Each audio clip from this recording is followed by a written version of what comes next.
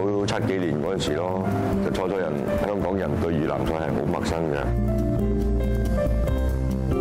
咁由到1980幾年，咁我哋就覺得多啲香港人接受啦。咁我哋亦都可以將越南多啲嘅款式一路係咁樣變化落去。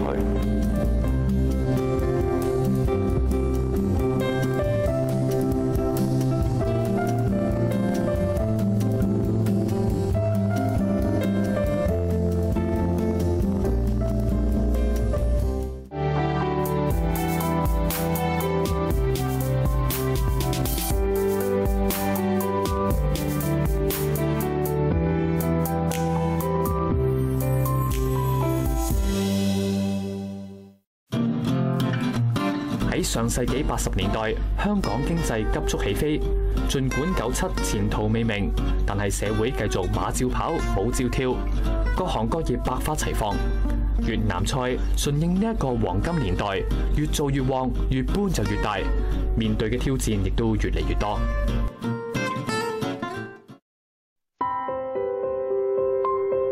由1970幾年嗰陣時，嗰個鋪咧就係1700蚊租，嗰陣時租，地方係細啲啦。咁後尾生意好啲嘅時候咧，但係個租金一樣係不停咁樣上升，咁直至一路加到去幾萬、十幾萬啊，直至到依家係幾十萬一個月租嘅。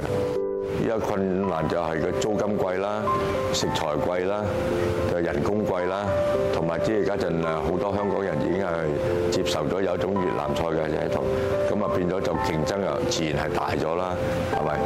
不斷咁已經開咗好多咁樣嚟到大家競爭，咁啊要自己要想辦法嚟到應對呢一個俾滿足翻我哋呢批熟客嘅口味同埋品種，所以係不斷咁變化緊嘅。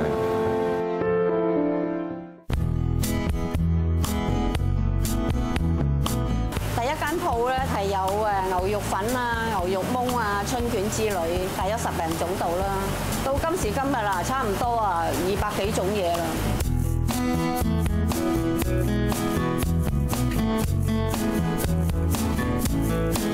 呢個就係牛肉湯，亦都係牛肉湯河嘅靈魂。所以我哋每一朝早係11點幾，一路熬到6點幾，然後將一部分嘅料起出嚟，然後再繼續熬。呢個湯等佢慢慢火熬到直至到佢嗰啲精水出晒嚟啦，咁樣我哋然後先留翻呢煲湯係第日用嘅。因為傳統嘅越南菜啲牛肉粉之類咧，就係好多油嘅，同埋好酥嘅，就唔適合香港人食嘅。我哋盡量就撇咗啲油去，盡量令到唔會好酥啦，所以咧就香港人比較適合啲。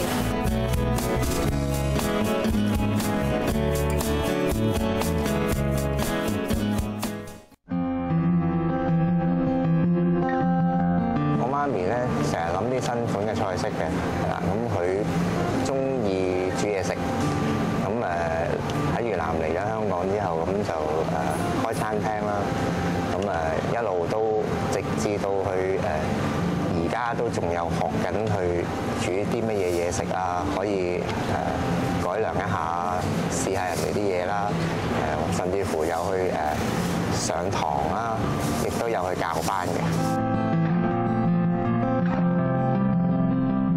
初初去都幾辛苦㗎，呢樣嘢都要落手落腳做。咁加上我哋都幾十歲啦，咁都係算係老夫老妻啦，係咪？咁仔女又大啦，係咪？咁希望佢哋咩啦？生命接延續嗰個佢哋嘅下一代嘅事業。創業難，守業更難。越南菜能夠經歷接近40年嘅風風雨雨，除咗靠菜式嘅味道，仲有背後濃厚嘅人情味。下一集我哋繼續去細味屬於佢哋嘅故事啊！